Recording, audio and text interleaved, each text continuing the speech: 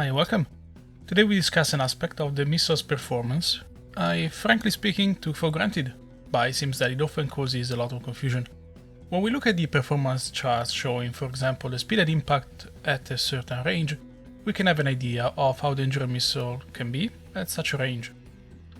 However, by considering a single parameter, we cannot directly and immediately tell how the missile will look like, so to speak, when launched in-game. The reason is that each missile has peculiar properties and characteristics in terms of acceleration, drag, trajectory and so on, and they all need to be counted to paint the full picture.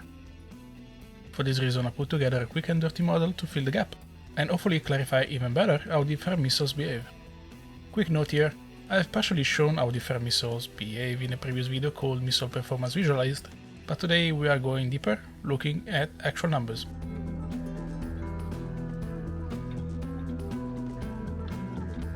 The range from shooter to target is the most common parameter used when describing the performance of a missile. Saying how the Phoenix is a threat at a certain range, or how the Amram at another range, is very common. However, to better represent the unrepresented parameters mentioned above, today I'm using time, in seconds, as the abscissa of the upcoming charts, and different parameters are placed on the ordinate. This scenario is similar to the one I used to publish my MAR-NEDS tool. Fighters are flying at Mach 1, 30,000 feet and engaging a target static in the air.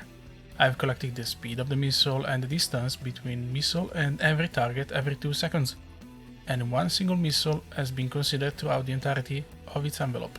To make the comparison more meaningful and avoid the need of normalizing the results, I try to restrict the employment range to about 25-26 nautical miles. Besides the usual M120B and C5, the SD-10, R27ER, AIM-54C, Mark 47 and Mark 60, I have added the R77 and the M7P. These last two couldn't make it to 25 nautical miles, so keep that in mind when studying the results.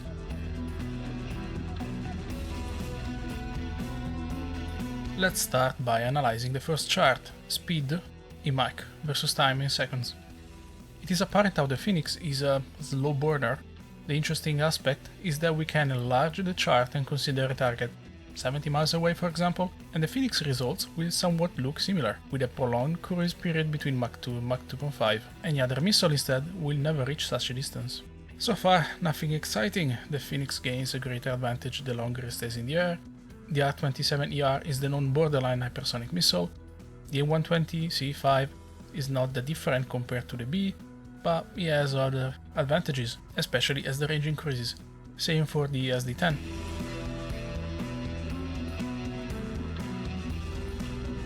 Visualizing distance versus time is not simple for players ab initio or unfamiliar with the topic. However, this is important to get the full picture. The following chart should, hopefully, clarify the situation. This chart represents time in seconds versus range in nautical miles, and the quicker the trend increases, the better, as it means that the missile is covering more space in a shorter period. As you can see, the picture it paints is quite grim for the Phoenix. For example, if we launch an M120B and an M54C Mark 47 at the same time, the Amram B will kill the Tomcat first if the total flight is shorter than circa 1 minute and 5 seconds. Another way to look at it is that in 30 seconds, the Phoenix C Mark 60 covers about 10 nautical miles. The R27ER almost 17 nautical miles. It goes without saying that these comparisons are a bit forced, as the Phoenix behaves very differently depending on the range, especially around 20 nautical miles. However, the chart clearly highlights, yet again, how the M54 is a great weapon for its era, and remember that it's almost 30 years older than the M120, and it excels as the range increases. At short range, in a post-Cold War scenarios, it is outdated in almost every aspect, which doesn't mean that you can't do well, of course, but it definitely takes more effort. So comparing the other missiles makes more sense. And we can see how, at the end of the day, the explosiveness of the R27ER does not bring the incredible results someone may expect. Being draggier, and I'm not sure this is a word, it slows down faster than the M120s and the SD-10, and combined with the latter being active radar homing missiles, makes the Alamo C a smaller threat than its hypersonic peak speed would suggest. It is still scary though, especially when its brother, the R27ET, is added to the equation. A related note, I managed to have the ET peaking at Mach 5.26 the other day. The R-77 is worth a quick mention. In a typical Russian fashion, this missile has stupidly high peak speed, but then loses energy quite fast. However, as you can see from the chart, it is a marginal threat to even the M120C5 within certain ranges, and especially to the M120B. The SD-10 instead is a better M120C5 across the whole envelope in this scenario. Again, nothing surprising. As a final note, this chart makes working with geometry even more interesting and potentially impactful.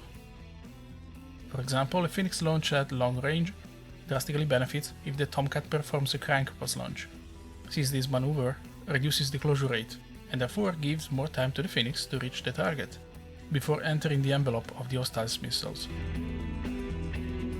And that's all for this brief video.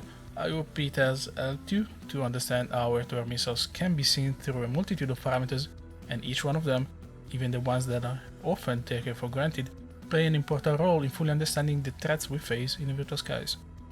If you have feedback or want to see something specific going forward, feel free to drop me a line in the comments below. Thanks for watching and take care.